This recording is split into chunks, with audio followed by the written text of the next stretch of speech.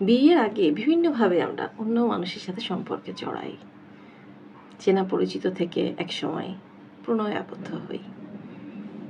তখন অনেক ভালো লাগে মানুষগুলোকে, স্বপ্নের মতো লাগে সব কিছু, রাজকুমার অথবা রাজকন্যা মনে হতে থাকে।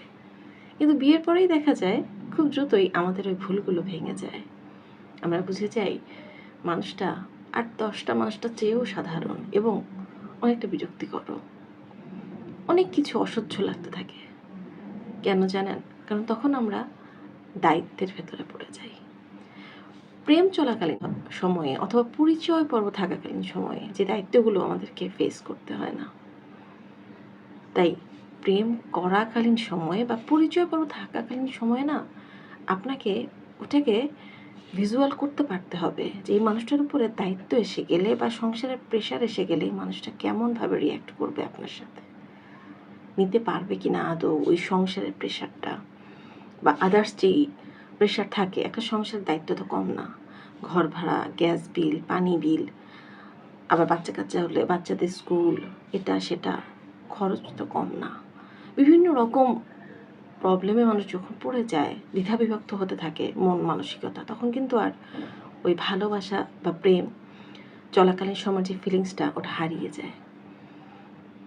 তো ব্যাপারটা হচ্ছে আমাদেরকেও না ওই ভালোবাসা পরবর্তী সময়ে অর্থাৎ বিয়ে করার পর সময়টুকুতে আমাদের উভয় পক্ষ থেকেই ম্যাচুরিটি আসতে হয়। এটাই হচ্ছে একসাথে থাকার কৌশল। আর আপনি যদি বলেন ভালো লাগছে না ছেড়ে দিব, ডিভোর্স নিয়ে নিব, সেক্ষেত্রে আমি বলবো প্রত্যেকটা বার আপনার সাথে এটাই হবে। কারণ প্রেম করার সময়টা মানুষ থেকে ফুরফুরে মেজাজে, বিয়ে পরবর্তী সময়টা ওই ফুরফুরে মেজাজটা থাকে না। তো আমি বলবো আপনিও বয়সের সাথে সাথে ম্যাচিউরড হয়ে যান। যদি প্রেম প্রয়োজন হয়, ভালোবাসা প্রয়োজন হয়, সন্তানদের ভালোবাসুন, স্বামীকে ভালোবাসুন তার ফল্টগুলো সহই। কারণ ফল্ট সবার আছে, আপনারও আছে। পারফেক্ট কোনো মানুষ আপনি কখনোই পাবেন না। এটা ভালো না, সেটা, সে ভালো না, সে না, কেউই ভালো না, আবার কেউই খারাপ না। অর্থাৎ পুরো ভালো বা পুরো খারাপ কেউই কিন্তু হয় না।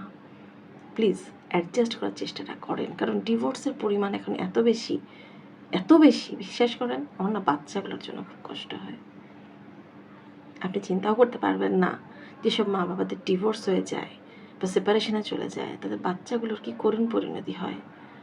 কারণ তারা বেঁচে থেকেও জাস্ট একটা মৃত লাশের জীবনযাপন করে। কারণ সমাজ তো সমাজ, পরিবারও তাদের ছাড়ে না। একটু ভেবে দেখবেন প্লিজ, হ্যাঁ, যে কোনো ডিসিশন নেওয়ার আগে অনেকবার ভাববেন। বাচ্চাগুলোর জন্য হলেও আপনি প্লিজ একটু স্যাক্রিফাইস করা শিখে যান।